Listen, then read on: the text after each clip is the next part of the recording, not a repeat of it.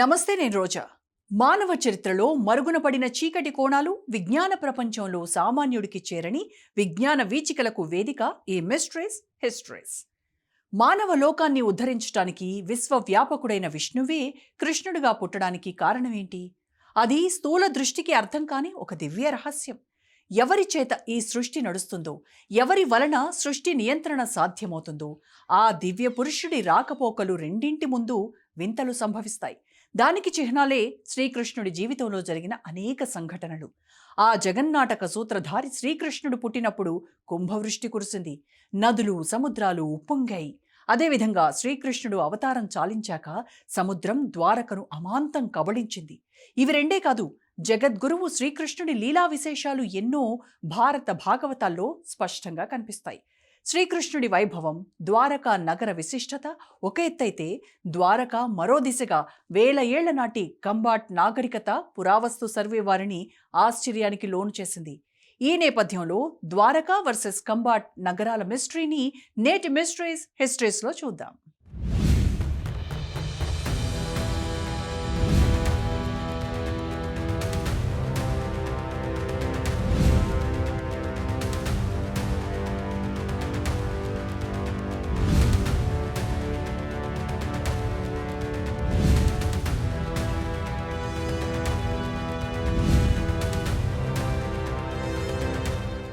నదికి సముద్రానికి మధ్య ఉన్న దివ్య నగరం ద్వారక. స్వర్గానికి ద్వారం ద్వారక. ద్వారక అంటే వాకిలి. సప్తమోక్షపురాల్లో ఒకటి ద్వారక. 108 దివ్య దేశాల్లో ఒకటిగా ప్రఖ్యాతి చెందిన పురాణ భూస్వర్గం ఇది. రాబోయే తరాలకు మన చారిత్రక ఔన్నత్యాన్ని చాటే నగరంగా నిలిచింది. ఆ ద్వారకను శ్రీకృష్ణుడు మహోన్నతంగా పాలించాడనేందుకు ద్వారకా నగర వైభవమే సాక్ష్యం. అయితే వైకుంఠపురిలో కొలువైన శ్రీహరి మధురలో కృష్ణుడిగా అవతరించాల్సిన అవసరం ఎందుకు వచ్చింది? దేవకీ వసుదేవులకు శ్రీహరి కృష్ణుడిగా జన్మించటంలో పరమార్థమేంటి? కంసుడిని సంహరించిన తర్వాత మధురను ఏలిన కృష్ణుడు ద్వారకను ఎందుకు నిర్మించాడు? లోకానికి శాంతి సౌఖ్యాలతో మనిషి జీవించటం ఎలాగో నేర్పడానికి నిర్మించాడా? అసలు కృష్ణ జననం, ద్వారక నిర్మాణం వెనక దాగిన రహస్యమేంటి? ద్వారకా నగరానికి తూర్పు దిశలో సముద్ర గర్భంలో బయటపడిన గల్ఫ్ ఆఫ్ కంబాట్ నగర నాగరికత ఎప్పటిది? దీనికి కృష్ణుడికి ఏమైనా సంబంధం ఉందా? రోహిణీ నక్షత్ర శ్రావణ బహుళ అష్టమి ఘడియలు దేవకీ వసుదేవులకు చెరసాలలో పుట్టిన కన్నయ్య రాక్షసుల చెర నుండి లోకాన్ని కాపాడటానికి రేపల్లికి చేరుకున్న కృష్ణుడు పసివాడిగా ఉన్నప్పుడే పూతన, శకటాసురులనే రాక్షసుల్ని సంహరించాడు. ధర్మం దారి తప్పినప్పుడు యుగయుగాన భగవంతుడు జన్మిస్తాడనే సత్యాన్ని ముందుగానే లోకానికి చాటాడు. లోకాన్ని నాశనం చేసే రాక్షసుల నుండి రాబోయే ఆపదల్ని అడ్డుకోవడానికి మానవ రూపంలో నేలపై నడిచిన దేవుడిగా అవతరించాడు. ఆయన ఏలిన ద్వారక స్వర్ణ సమాంతర దివ్య ధరణితలం. 5000 సంవత్సరాల నాటి పరమాద్భుత ద్వారక నగరానికి శ్రీకృష్ణుడే రాజాది రాజు. ద్వారకా నగరం సుభిక్షతకు అద్దం పట్టింది. సర్వమానవ సౌభ్రాతృత్వానికి పెన్నిధిగా నిలిచింది. పర్యావరణ పరిరక్షణకు, పచ్చదనానికి కాణాచిగా శోభతో వెలుగులీనింది. వెడల్పైన రాజమార్గాలు, వాణిజ్య కూడళ్లు, సంతలు, రాజభవనాలు, ప్రజలతో రాజు సమావేశమయ్యే సుదర్శ సభ, ఇలా ఎన్నెన్నో. ఈ నగరం సుందర సముద్ర తీరాలకు ప్రసిద్ధం. ఈ నగరంలో 7 లక్షల ప్రదేశాలు స్వర్ణ రచిత మణిమయంగా నిర్మించబడ్డాయంటే ద్వారక ఎంత సుసంపన్నంగా ఉండేదో వేరే చెప్పాల్సిన పనిలేదు. ఇది 5000 ఏళ్ల క్రితం ద్వాపర యుగంలో విలసిల్లిన దివ్య నగరం ద్వారక.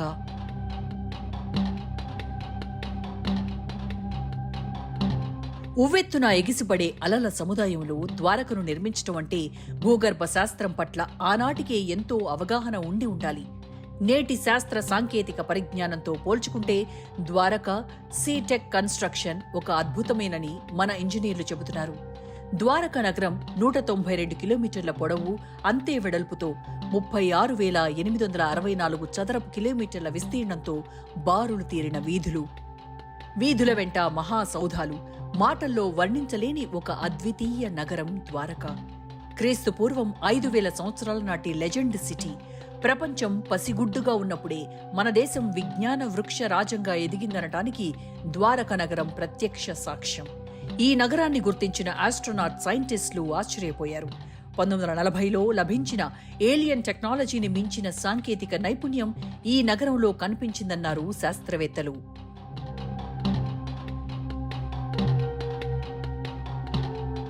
నల్లనయ్య అష్టభార్యలతో 16,000 మంది గోపికలతో అష్టైశ్వర్యాలతో విరాజిల్లాడు. శ్రీకృష్ణుడు రాజనీతిలో ఆరితేరాడు. యుద్ధ నైపుణ్యాలలో కాకలు తీరిన యోధుడు. మనోశాస్త్రాన్ని నేటి సైకాలజిస్టుల కంటే ముందే వంటబట్టించుకున్న మనోవిజ్ఞాన శాస్త్రవేత్త. యుక్తిని యుక్తితో, కుయుక్తిని కుయుక్తితో ఎదురుదెబ్బ తీయడం ఆయనకు వెన్నతో పెట్టిన విద్య. ఆ మహనీయుణ్ణి గెలవటం యుద్ధంతో సాధ్యం కాని పని. భగవంతుడంటే బలవంతుడే కాదు, మానవ లోక కళ్యాణానికి దోహదపడే శక్తి కలవాడు.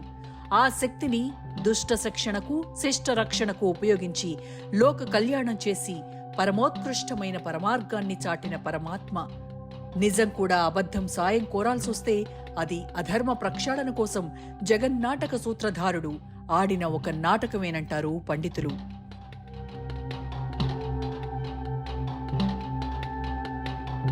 ఆ పరమాత్మ శక్తిని మనిషి తన వైపునకు మళ్లించుకోవాలంటే యుద్ధంతో సాధ్యం కాదని తెలుసుకోవడానికి ఎంతో మంది రాజులు ప్రాణాలనే పణంగా పెట్టారు. భక్తుల ప్రేమకు, వినయానికి మాత్రమే కృష్ణుడు దాసుడయ్యాడు. మందహాసంతోనే శత్రువుల ధైర్యాన్ని నిర్వీర్యం చేయగల ధీశాలి కృష్ణుడు. అందుకే వందే కృష్ణం జగద్గురుం అని భక్తలోకం చేత పూజలందుకున్నాడు. ద్వారకా నగరం ఒక అపూర్వ నిర్మాణం. శాంతి సౌభాగ్యం విలసిల్లిన దివ్య దేశం. ఆ నగరం పరిపూర్ణ శాంతి సూత్రమనే దారానికి కూర్చిన ఒక వజ్రాల మణిహారం. ఆ విశిష్ట నగరాన్ని విశ్వకర్మ చేత కృష్ణుడు నిర్మించాడని భారతం చెబుతోంది. ఆ నగరం నేటి కాస్మోపాలిటన్ సిటీకి 1000 రెట్ల అమోఘంగా ఉందనటానికి ఎన్నో సాక్ష్యాలు మన కళ్లకు కనిపిస్తున్నాయి.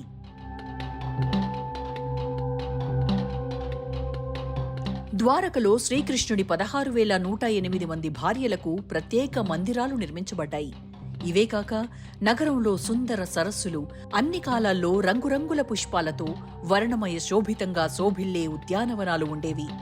ఇవే కాక 9 లక్షల రాజభవనాలుండేవని ప్రతీతి. ఆధునిక కాలంలో సైతం ఇలాంటి నిర్మాణాలను కళ్లతో చూడలేం. ఇంత ఆధునిక కాలంలో కూడా ఏ సివిల్ ఇంజనీర్లు నిర్మించలేరంటే అతిశయోక్తి కాదు. ద్వారక నగరం శ్రీకృష్ణుడి ఆజ్ఞానుసారం విశ్వకర్మ నిర్మించాడంటారు. కంసుడిని చంపిన తర్వాత మధురను ఏలుతున్న కృష్ణుడిపై మగధరాజు జరానందుడు కాలయవనుడితో కలిసి 17 సార్లు యుద్ధం చేశాడు. ఎడతెరిపి లేకుండా జరాసంధుడు చేసే దాడుల కారణంగానే యదువంశ ప్రజల్ని కాపాడటం కోసం కృష్ణుడు ద్వారకని నిర్మించాడు. ఒకప్పుడు సౌరాష్ట్రంగా వ్యవహారంలో ఉన్న నేటి గుజరాత్ పడమటి సముద్ర తీరంలో ద్వారకా నగర నిర్మాణానికి అనుకూలమైన దివ్య స్థలంగా ఎంచుకున్నాడు. గోమతీ నదీ సముద్ర తీరంలో కలిసే చోట ప్రణాళికాబద్ధంగా నిర్మించిన నగరమే ద్వారకా. ఆ నగరం ద్వారామతి, ద్వారావతి, కుశస్థలి అనే పేర్లతో వ్యవహారంలో ఉండేది. ద్వారక 6 విభాగాలుగా నిర్వహణ సౌలభ్యం కోసం విభజించి నిర్మించాడు కృష్ణుడు. మనిషిలో సహజంగా ఉండే సందేహాన్ని వదిలించి ముందుకు నడిపించే శక్తి భగవద్గీతకుంది. అందుకే కురుక్షేత్ర యుద్ధంలో అర్జునుడిని ఆవహించిన నిరాశను గీతాబోధతో కృష్ణుడు మళ్లించాడు. అర్జునుడిని అమిగ్డాని రెచ్చగొట్టాడు. గీతాబోధ చేసి తనలో ఉన్న యుక్తికి, శక్తికి పదును పెట్టాడు. కర్మ నుండి తప్పించుకోవడం ఎవరికీ సాధ్యం కాదని హితోపదేశం చేశాడు. ఆయుధం పట్టకుండానే రథసారథిగా వ్యవహరించాడు. యుద్ధ సారథ్యం వహిస్తూనే గెలుపుకు సాయపడ్డాడు. అనేక సందర్భాల్లో ప్రాణాపాయం నుంచి అర్జునుడిని కాపాడాడు. అర్జునుడికి విజయాన్ని తెచ్చిపెట్టాడు. కోరుకుని ఊరుకుంటే ఏది దక్కదు. కోరికను ఆయుధంగా మలుచుకుని పోరాడితేనే విజయమో వీరస్వర్గమో అని బలంగా బోధించాడు. అదే శ్రీకృష్ణుడు లోకానికి నేర్పిన అస్సలు సిస్సలైన పాఠం. ఆ జీవన పాఠమే మహాభారత కథను ఒక మలుపు తిప్పింది. శ్రీకృష్ణుడిని జగన్నాటక సూత్రధారిని చేసింది. కురుక్షేత్ర యుద్ధంలో పాండవులకు వ్యూహకర్తగా, సైకాలజీ కన్సల్టెంట్గా ఉంటూ పాండవులకు వారికి జరిగిన అవమానాలను గుర్తు చేస్తూ ఆవేశంతో రెచ్చగొట్టొచ్చు.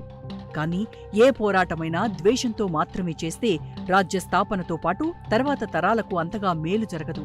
అందుకే వారి అమిగ్డాలను రెచ్చగొట్టి గీతాబోధను యుద్ధం మధ్యలోనే అర్జునుడికి చెప్పి అర్జునుడిని ధలామస్ పనిచేయడం ద్వారా స్థిరంగా యుద్ధం గెలిచేలా చేశాడు. కృష్ణుడు సాక్షాత్తు భగవత్తు స్వరూపుడు. ఆయన నిర్మించిన ద్వారక సముద్రంలో ఎలా మునిగిపోయింది? కురుక్షేత్ర యుద్ధం తర్వాత ఏం జరిగింది? అసలు ద్వారక సముద్ర గర్భంలో మునిగిపోవడానికి గల కారణం ఏంటి? కృష్ణుడు అనంత శక్తి సంపన్నుడై ఉండి కూడా ద్వారక మునిగిపోతుందని తెలీదా? తెలిసి ఎలా ద్వారకని సముద్రం పాలు చేశాడు? ఇలాంటి ఎన్నో ప్రశ్నలు మన ఆలోచనల్లో తలెత్తి మన సామాన్య బుద్ధిని తికమకపెడతాయి.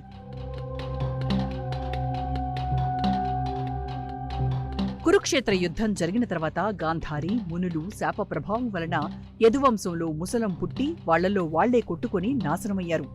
శ్రీకృష్ణుని ఆజ్ఞ మేరకు అర్జునుడు యాదవుల రక్షణ కోసం ద్వారకకు వచ్చి ద్వారక నుండి ప్రజలను సముద్రాన్ని దాటించిన మరుక్షణమే ద్వారక సముద్రంలో మునిగిపోయింది. ద్వారక నగరాన్ని దాటిన ప్రజలు ద్వారక సముద్రంలో మునిగిపోవడాన్ని కళ్లారా చూసి హాహాకారాలు చేశారు.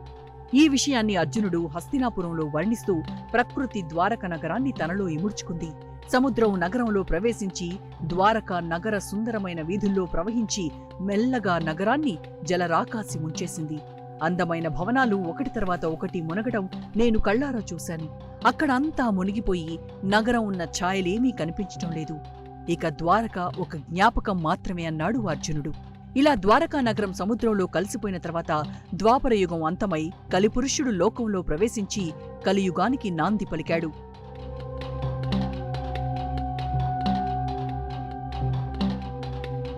మహాభారత యుద్ధం దాదాపుగా క్రీస్తుపూర్వం 3102లో జరిగుండాలని మన పండితులు చెబుతున్నారు.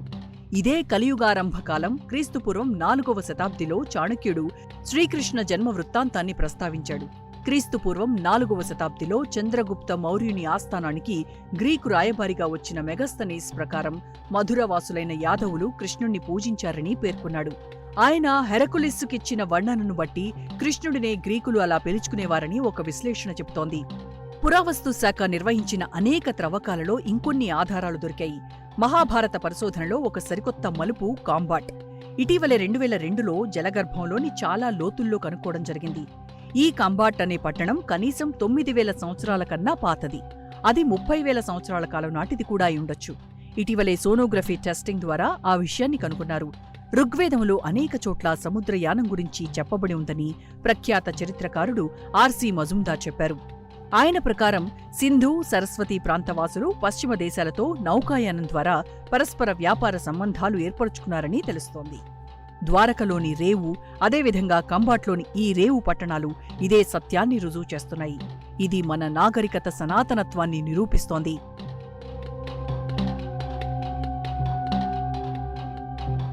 బెట్ ద్వారకలో ప్రధానమైనవి శ్రీకృష్ణుడి ఆలయాలే. పురాతన హిందూ సంప్రదాయానికి బెట్ ద్వారక ప్రసిద్ధి చెందింది. మాజీ పురావస్తు శాఖ శాస్త్రవేత్త అయిన డాక్టర్ ఎస్ఆర్ రావు మెరైన్ ఆర్కియాలజీలో నిష్ణాతులు. ఆయన చేసిన పరిశోధనల వలన జలగర్భంలో ఆనాటి ద్వారకా నగరంతో పాటు అనేక శిథిలాలు దొరికాయి. హరివంశంలో సూచించిన ద్వారకా నగరవాసులు ధరించే ముద్రికనొకదాన్ని, శంఖంపైన 3 తలల చిహ్నాన్ని గుర్తించగలిగారు. వీటిని బట్టి ద్వారకా అనే నగరం నిజంగానే ఉండేదని, అది భారతంలో చెప్పబడ్డ శ్రీకృష్ణుని నగరమేనని తెలుస్తోంది.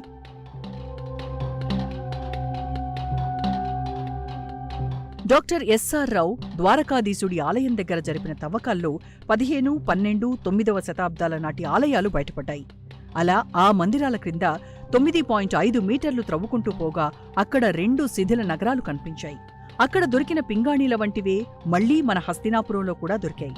అందుకే అక్కడ ద్వారక కూడా ఉండి ఉండాలని నమ్మకంతో ఆయన సముద్ర జలగర్భంలో పరిశోధనలు జరిపితే అక్కడ పెద్ద పెద్ద ద్వారాలు, కోటగోడలు, ఒక రేవు దొరికాయి.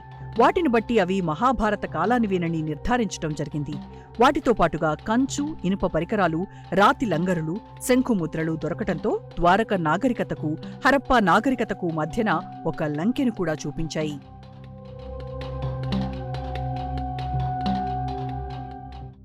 శల్వుడు సౌభక అనే యుద్ధ విమానంతో ద్వారకపై మోహరించాడు.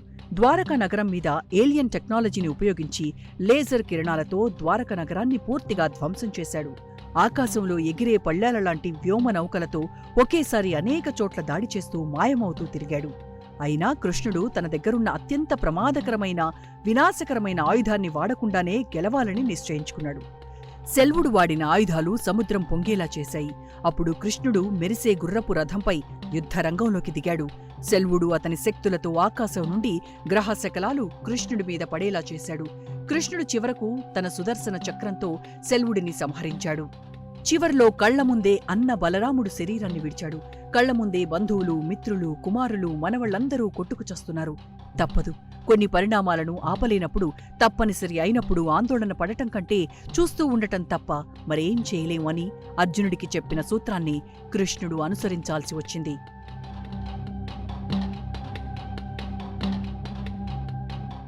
శల్వుడిని సంహరించాక కృష్ణుడు అరణ్యంలో ప్రశాంతంగా ధ్యానముద్రలో ఉన్నాడు. కదులుతున్న కృష్ణుడి కాలివేళ్లను చూసి వేటగాడు మృగం అనుకుని బాణం వేశాడు. ఆ వేటగాడే త్రేతాయుగంలో వాలి. తన భార్య తారాశాపం వలన వాలి వేటగాడిగా ద్వాపరయుగంలో జన్మించాడు. కృష్ణుడి అవతారం చాలించటానికి కారణమయ్యాడు. మనిషి చేసిన కర్మకు కార్యకారణ సంబంధానికి నిదర్శనమే ఆ సంఘటన. కర్మలు జన్మజన్మలకు వెంటాడతాయని కృష్ణుడి జీవితంలోని చివరి ఘట్టం కూడా చెప్పింది అంటే కేవలం కృష్ణుడి బోధలే కాదు, కృష్ణుడి జీవితంలో ప్రతి ఘట్టం సామాన్యుడికి ఒక పాఠమే. అంతేకాదు, ఒక విజన్, మిషన్ తప్ప మరే ఇతర ఆలోచన లేకుండా స్పష్టమైన ఎజెండాతో పాండవులను విజయం వైపు నడిపించిన డ్రైవర్ పాత్ర పోషించాడు. శ్రీకృష్ణుడు కురుక్షేత్ర యుద్ధంలో గెలుపనే స్ట్రాటజీతో పాండవులను త్యాగం చేయడానికి కూడా సిద్ధమయ్యాడు. అదే నాయకత్వం లక్షణం, అదే అసలు సిసలు రాజనీతి. సో కృష్ణుడు ఏ కోణంలో చూస్తే ఆ కోణంలో ఒక మేరు పర్వతంలా కనిపిస్తాడు.